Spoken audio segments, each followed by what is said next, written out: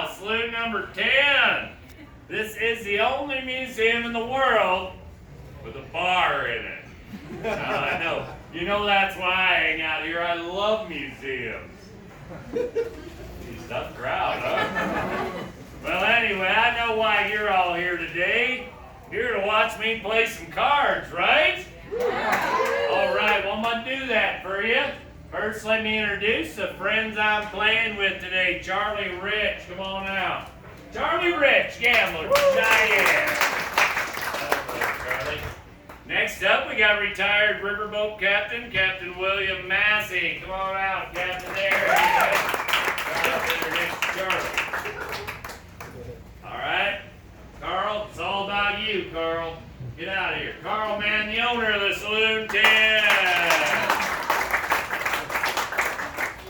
Yeah, you don't want to sit there. You want to sit here. I guarantee you that. And last but not least, everybody's favorite guy in the bar. Wow, Bill. Oh, the bartender. Harry Young. Get out of here, Harry. There he is. Thank you, though. I do appreciate that. All right, like I said, I'm going to play some cards for you. First, I'm going to tell you a little bit about myself. I am James Butler Hickok. Folks nowadays, well, they all like to call me Wild Bill. Now, I'm going to start after the Civil War. I did fight during the Civil War. I was a scout and a spy for the Northern Army. But when the war ended, I was just like everybody else. I needed work. So I took off looking for work. I ended up in Springfield, Missouri. Now Springfield, more of just a stopping point for me, but I did find a card game right away, and if you don't know anything else about me, surely you know that I can't pass me up a good game of poker. Now in this game, I played with a fella by the name of Davis Tutt.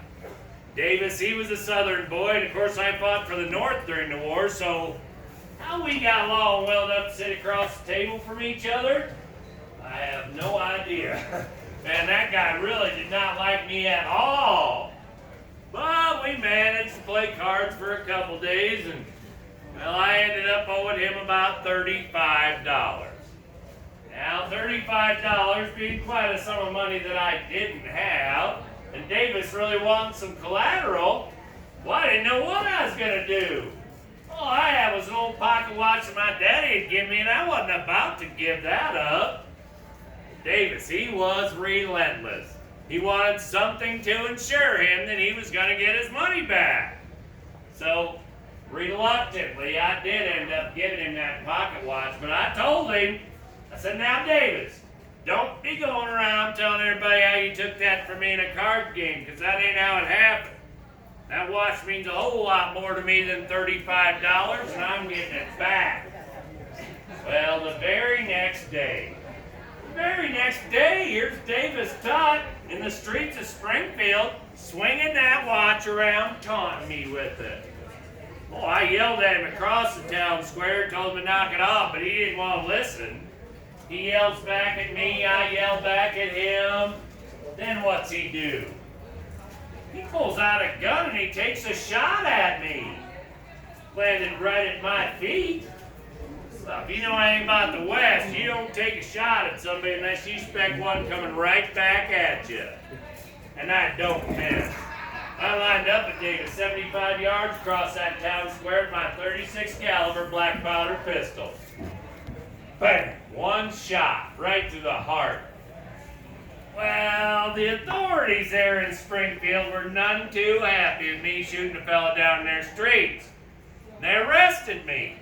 They told me that I was liable for the death of Davis Tutt. Well, I said, what about self-defense? He shot first. All the witnesses on his side said he's just funning around, wasn't really shooting at me. I'm quite sure you don't think it's too fun anymore. Well, the judge saw it my way. Self-defense. I was acquitted there in Springfield, but I did figure it was about high time I got out of town. Now I'm leaving town and I run into this fella, well, another fella who just happened to be at that gunfight, and he saw the whole thing. He was a writer by the name of Henry Nickel. Now, Mr. Nickley wrote for Harper's Monthly. He wrote a lot of dime novels out on the East Coast. Said he wanted to do an interview with me. Said the people out there, they wanted a hero of the new frontier. Well, I guess he was going to make me it.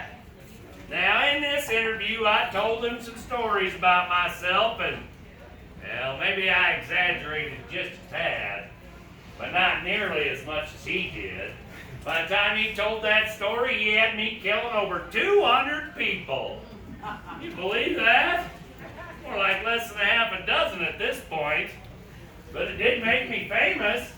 I went from being James Butler Hickok to being Wild Bill Hickok, the Prince of the Pistoliers, the greatest gunfighter the West had ever seen.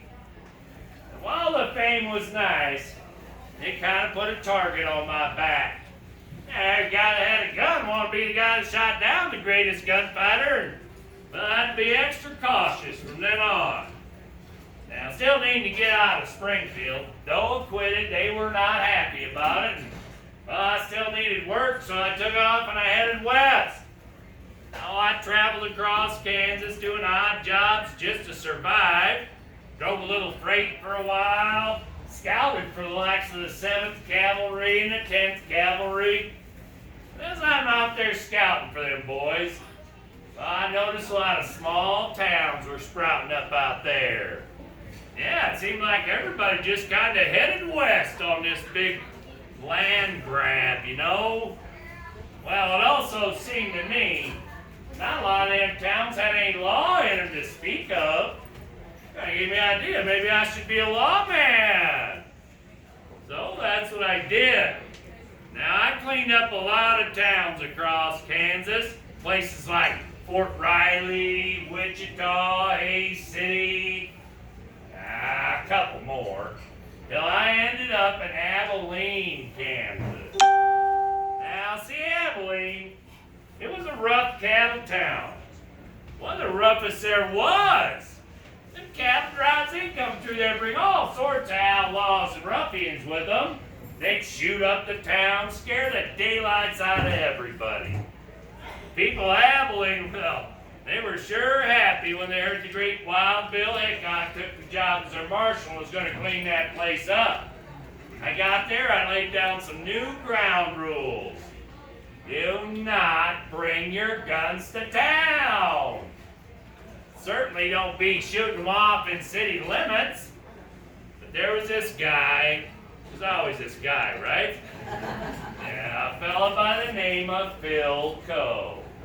Phil, he was a Texas cattleman. He bought a bar there in Abilene, and I guess he had a little problem with my authority. See, I was a marshal. I laid down the rules, and I enforced them. And Phil, he didn't want to follow the rules. He just wanted to argue with me about them all the time. Every day it seemed there was something new with that guy.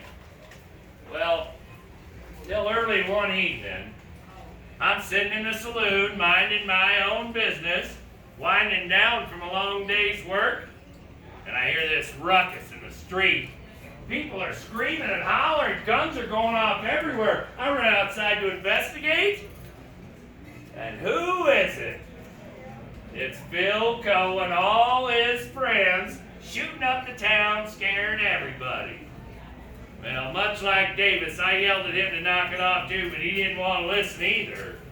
Pretty soon we got a big shouting match going on in the street, and, well, Phil reaches for his pistol.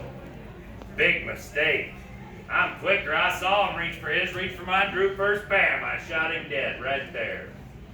But, like I said, he had all those friends with him. They all had guns too. I'm by myself. I'm on the defensive. I looked up at them all and I yelled, "Who wants the rest of these?" Nobody said a word. Till I heard somebody yell my name from back in the alley. I turned quick, shot again. Oh, I shot my deputy, Mike Williams. Oh, you guys are laughing about that. Come on now. I shot my friend, my deputy. Oh, thank you. I appreciate that. I'm getting awful concerned about the sense of humor in this room. That was a bad day. I didn't much want to be a lawman anymore after that. So I gave it